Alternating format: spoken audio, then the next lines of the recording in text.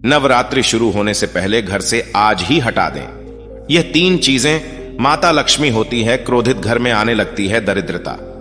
तो आइए दोस्तों जानते हैं आज की इस वीडियो में आखिर वह कौन सी 3 चीज है जो हमें नवरात्रि शुरू होने से पहले घर से तुरंत ही हटा देनी चाहिए। यह तो आपको पता ही है कि नवरात्रि के पर्व का इंतजार काफी बेसब्री से पूरे भारत में चल रहा है, क्योंकि इन दिनों में हम माता रानी का स्वागत करते हैं और व्रत रखते हैं। नवरात्रि का महापर्व बहुत ही शुभ और मंगलकारी माना जाता है। नवरात्रि के पूरे 9 दिन गंगा जल की हर एक बूंद की तरह पवित्र माने जाते हैं। यह शुभ समय भक्तों के जीवन में खुशियों की सौगात लेकर आता है। दोस्तों आपको बता दें, 2023 में इस साल मां दुर्गा हाथी पर सवार होकर पृथ्वी लोक में पधारेंगी।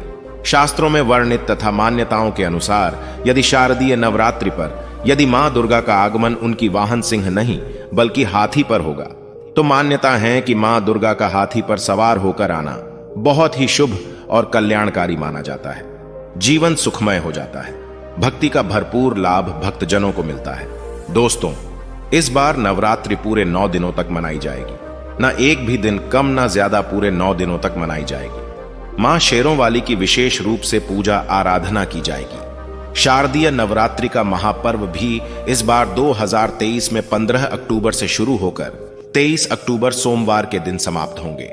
ऐसे में शारदीय नवरात्रि पर मां दुर्गा की कृपा पाने के लिए कलश स्थापना का शुभ मुहूर्त है। 15 अक्टूबर को दिन में 11:44 से दोपहर 12:30 तक कलश स्थापना का शुभ मुहूर्त रहेगा। मुहूर्त में की गई पूजा बहुत ही शुभ मानी जाती है। इससे समस्त देवी देवताओं की कृपा प्राप्त होती है और पूजा पाठ का फल कई लाख गुना प्राप्त होता है। ऐसे में जो नवरात्र आने से पहले घर से ये चीजें हटा देता है, तो उसके घर में मां वैष्णो का होगा आगमन, मां लक्ष्मी का होगा वास। मां शेरों वाली आपकी झोली खुशियों से भर देंगी। इसीलिए नवरात्र आने से पहले घर से ये चीजें फौरन हटा दें। दोस्तों आज हम कुछ ऐसी ही गलतियों के बारे में जानेंगे जो यदि आपके घर में भी होती है तो मां लक्ष्मी कभी नहीं करती ऐसे घर में प्रवेश। फिर चाहे आप कितनी ही पूजा पाठ कर लो, मां लक्ष्मी ऐसे घर में कभी नहीं आती। ऐसे घर से देवी देवता भी सदैव रहते हैं नाराज। दोस्तों पूरी जानकारी के लिए इस वीडियो को अंत तक अवश्य देखें। सच्ची श्रद्धा से कमेंट बॉक्स में लिखें हर हर महादेव, जय मां शेरों वाली। दोस्तों मां के लिए एक लाइक तो बनता है। दोस्तों सबसे पहले नवरात्रि के पहले मंदिर की अच्छी तरह से साफ सफाई कर ले। मंदिर के अंदर यदि पुरानी मालाएं हैं, टूटी फूटी मूर्तियां हैं, उसके साथ ही खाली माचिस के डिब्बे रखे हुए हैं, तो उन्हें फेंक दें तथा टूटी मूर्ति को किसी नदी में प्रवाहित कर दें। घर में छोटे बच्चों को नवरात्रि का व्रत नहीं रखना चाहिए। इससे उनकी जान को खतरा हो सकता है, क्योंकि इस व्रत में शरीर को अधिक शक्ति की जरूरत होती है। माता शेरों वाली की तस्वीर यदि कांच के फ्रेम की है और वो कांच हल्की सी भी यदि टूटी हुई हो, तो ऐसी कांच को बदलवा ले या ऐसी तस्वीर को जल में विसर्जित कर दें। टूटी मूर्ति की पूजा करने से, टूटी तस्वीर की पूजा करने से आपकी आस्था, व्रत आदि सब टूट जाता है, आपका व्रत खंडित हो जाता है। दोस्तों नवरात्रि के 9 दिन बहुत ही पवित्र होते हैं। नवरात्रि के इन 9 दिनों में आचार विचार और घर को साफ सुथरा और पवित्र रखना अति आवश्यक है। इसलिए नवरात्रि के 9 दिनों में ब्रह्मचर्य का पालन किया जाता है और तामसिक भोजन ग्रहण नहीं किया जाता। नवरात्रि के 9 दिनों में माता रानी के इन दिनों में लोगों को प्याज, लहसुन, मांस, मदिरा और अंडे से दूर रहना चाहिए। अधिकतर भक्त इन नियमों का पालन भी करते, किंतु वो एक गलती कर बैठते हैं। वो नवरात्रि के 9 दिनों में अपने घर इन चीजों को रख लेते हैं। ऐसा भूलकर भी नहीं करना चाहिए। भागवत पुराण के अनुसार नवरात्रि के 9 दिनों तक माता रानी अपने भक्तों के घर में वास करती है। यदि आप भी चाहते हैं कि माता रानी आपके घर में वास करें, तो आप अपने घर के वातावरण को पवित्र रखें और नवरात्रि शुरू होने से पहले ही अपने घर से प्याज, लहसुन, मीट, अंडा और मदिरा को बाहर निकाल दें। अपने घर साफ रखें। इन वस्तुओं को घर से बाहर निकालने के पश्चात अपने घर में गंगा जल का छिड़काव अवश्य करें। भगवत गीता में भगवान कृष्ण कहते हैं, बगैर गंगा जल छिड़काव कोई भी मंगल कार्य सफल नहीं माना जाता। गंगा जल का छिड़काव स्वयं भगवत गीता में श्री कृष्ण ने बताया था। आपके घर में गंगा जल ना हो तो मार्केट से गौमूत्र ला सकते हैं और गौमूत्र लाकर आप गौमूत्र का अपने घर में छिड़काव करें। बस थोड़ा सा पानी में डाल लें, इससे आपका घर पवित्र हो जाएगा। घर में मौजूद नेगेटिव ऊर्जा भी नष्ट हो जाएगी। और जिस घर में वातावरण पवित्र होता है और नकारात्मक ऊर्जा नहीं होती, वहां माता रानी का वार सदैव होता है। नवरात्रि के पहले आप अपने पूरे घर की अच्छी तरह से साफ सफाई कर लें। घर में जो भी फालतू सामान है, फटे पुराने कपड़े हैं, उन्हें बाहर निकाल दें। घर में बेकार पड़ा सामान नेगेटिव ऊर्जा लाता है, इसीलिए गंदगी बिल्कुल भी ना करें। धूप दीप जलाकर घर स्वच्छ रखें। दोस्तों, माता के आगमन के लिए घर का दरवाजा स्वच्छ होना चाहिए। इससे माता आकर्षित होती है और घर के द्वार में प्रवेश करती है। मां के आगमन के लिए द्वार को फूलों से सजाना चाहिए। दोस्तों, कई लोग ऐसे हैं जो माता रानी की चौकी कागज बिछाकर बनाते हैं, जो कि बिल्कुल गलत माना गया है। माता की चौकी के लिए आप नीचे लाल कपड़ा ही बिछाएं। काला कपड़ा और सफेद कपड़ा भूलकर भी नहीं बिछाना चाहिए। ध्यान रखें, लाल कपड़ा ही होना चाहिए। दोस्तों, यदि आपके घर में देवी देवताओं की खंडित मूर्तियां या फटा हुआ चित्र यदि हो, तो उसे किसी पवित्र नदी में विसर्जित कर दीजिए, क्योंकि ऐसी मूर्ति और चित्र दुर्भाग्य लाती है।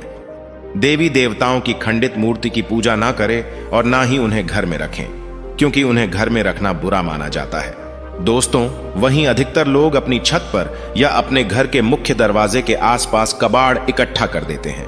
ऐसा करना अशुभ माना जाता है। यदि आप अपने घर में, घर के मुख्य दरवाजे पर या छत पर या फिर खासकर घर के उत्तर दिशा में कबाड़ इकट्ठा कर दिया है, नवरात्रि शुरू होने से पहले उस कबाड़ को घर से निकाल दें। दोस्तों, यदि आपके घर कोई भी बंद घड़ी है, तो नवरात्रि शुरू होने से पहले उसे अपने घर से हटा दें और नई घड़ी ले आए या उसकी मरम्मत करवा लें। घड़ी को प्रगति का प्रतीक माना जाता है।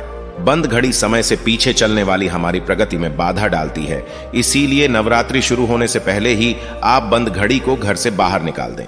दोस्तों, यदि आपके घर के मंदिर में किसी भी तरह का कोई फालतू सामान रखा है, जैसे कि सड़े गले फूल, अगरबत्ती, धूप बत्ती के डिब्बे या माचिस आदि के डिब्बे, या कोई भी खाली पैकेट मंदिर में ना रखें, या फिर कोई फटी पुरानी धार्मिक पुस्तक या भगवान की कोई भी पुराने कपड़े जो फट गए या मुकुट माला जो खराब हो गई है, तो उन्हें आप जितना जल्दी हो सके अपने मंदिर से हटा दें।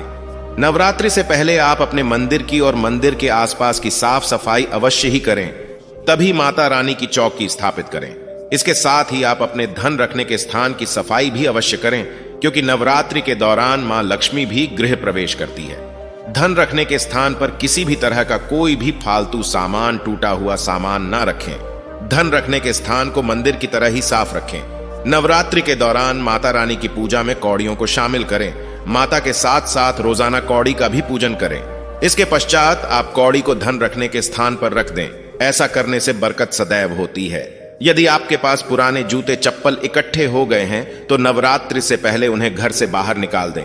पुराने जूते चप्पल की अशुभता के कारण ही घर में नेगेटिव ऊर्जा आती है और घर में अशांति और कलह का माहौल रहता है। नवरात्रि आने से पहले घर से मकड़ी का जाला निकालना ना भूलें। यदि जिस घर में जाला है, उस घर में माता रानी कभी वास नहीं करती।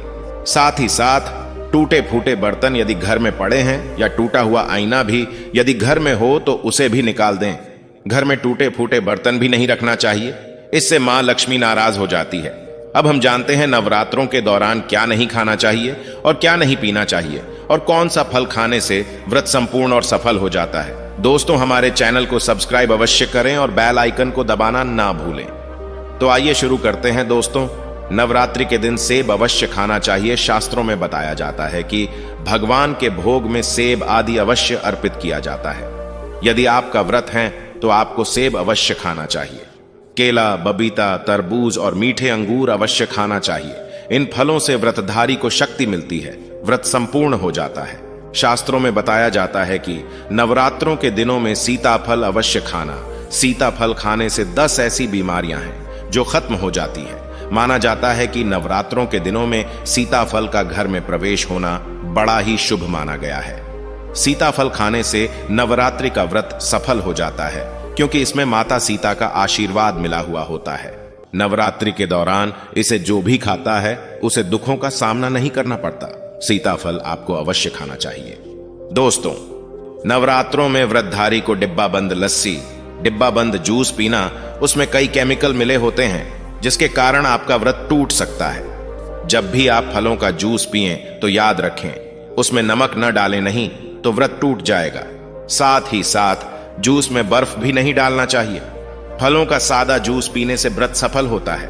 दोस्तों, नवरात्रि के दौरान सिंघाड़े का आटा या कुत्तू का आटा खाने से पहले ये देख लें कि आटा पुराना नहीं होना चाहिए, क्योंकि पुराने आटे में कीड़े वगैरह पड़ जाते हैं। इसके कारण आपका व्रत टूट सकता है, क्योंकि ये छोटे छोटे कीड़े हमें दिखाई नहीं देते और आपके मुंह तक पहुंच जाते हैं। ऐसा आटा खाना मतलब कीड़े मकोड़े का मांस खाने के बराबर माना गया है। दोस्तों, नवरात्रि के दौरान आप शाम के समय खाने में दही ले सकते हैं, आलू वगैरह खा सकते हैं, साबूदाने की टिकिया बनाकर खा सकते हैं, साबूदाने के और आलू के पापड़ भी खा सकते हैं। कई सब्जियां तो ऐसी हैं जो नवरात्रि के दौरान भोजन में शामिल है। इससे आपको एनर्जी मिलेगी और नवरात्रि के दौरान आप दूध पी सकते हैं जो आपको ताकत देगा। चाय वगैरह भी पी सकते हैं, किंतु याद रहे उसमें नमक न डालें। एक बात का ध्यान रहे, व्रतधारी को पेट भर खाना यानी गले तक भोजन नहीं करना चाहिए, नहीं तो व्रत रखने का कोई भी फायदा नहीं होगा। थोड़ा थोड़ा खा सकते हैं। दोस्तों, नवरात्रि के 9 दिन आदिशक्ति मां दुर्गा को समर्पित होते हैं। नवरात्रि के 9 दिन माता के 9 अलग अलग स्वरूपों का पूजन किया जाता है। नवरात्रि के 9 दिनों में माता रानी को अलग अलग स्वरूप के हिसाब से अलग अलग भोग अर्पित किए जाते हैं। किंतु क्या आप जानते हैं, कुछ ऐसी वस्तु है जिन्हें नवरात्रि के दौरान भूलकर भी माता रानी को अर्पित नहीं करना चाहिए। यदि इन वस्तुओं को आप गलती से भी माता रानी को अर्पित कर देते हैं तो आपको व्रत और पूजन का पूर्ण लाभ नहीं होगा। इसीलिए माता रानी की प्राप्त करने के लिए आपको यह जानना अति आवश्यक है कि वो कौन सी ऐसी वस्तु है जो माता रानी के पूजन में भूलकर भी प्रयोग नहीं करना चाहिए। तो आइए मां का जयकारा लगाते हुए वीडियो को शुरू करते हैं। दोस्तों, नंबर 1, नवरात्रि के दौरान शादीशुदा महिलाओं को सफेद कपड़े पहनकर पूजा पाठ नहीं करना है। साथ ही साथ काले कपड़े भी नहीं पहनना चाहिए। इससे पूजा, व्रत आदि खंडित हो जाती है। माता की चौकी जब आप लगाए तो उसमें कागज नहीं लगाना चाहिए। माता की चौकी सदैव लाल कपड़ा बिछाकर ही बनाना चाहिए। सदैव याद रहे, नवरात्रों के इन 9 दिनों तक व्रतधारी को अपना आसन मां की चौकी के आगे ही लगाना चाहिए और वहीं पर आपको सोना चाहिए। मंदिर को नवरात्रों के दौरान अकेला नहीं छोड़ा जाता। बहुत ही अशुभ माना जाता है, जिससे दुर्गा माता नाराज हो जाती है और सदैव के लिए चली जाती है। दोस्तों, नंबर 2, नारियल हिंदू धर्म में नारियल को समृद्धि, धन और सम्मान का सूचक माना जाता है। नारियल को श्रीफल भी कहा जाता है।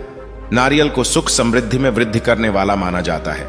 नारियल तो हर मांगलिक कार्य में विशेष महत्व होता है। जैसे कि आप सभी जानते हैं कि माता रानी के कई मंदिरों में नारियल से बलि भी दी जाती है और माता रानी के पूजन में नारियल का प्रयोग हम सभी करते हैं। खासकर कलश की स्थापना नारियल रखकर ही की जाती है। माता रानी के पूजन में हम नारियल प्रयोग करते समय कुछ गलती करते हैं। दोस्तों, नारियल कई प्रकार के होते हैं। एक हरा, दूसरा सूखा जिसके अंदर पानी होता है। जिस नारियल के अंदर पानी होता है, माता रानी के पूजन में सदैव पानी वाला और जटा वाला नारियल ही प्रयोग करें।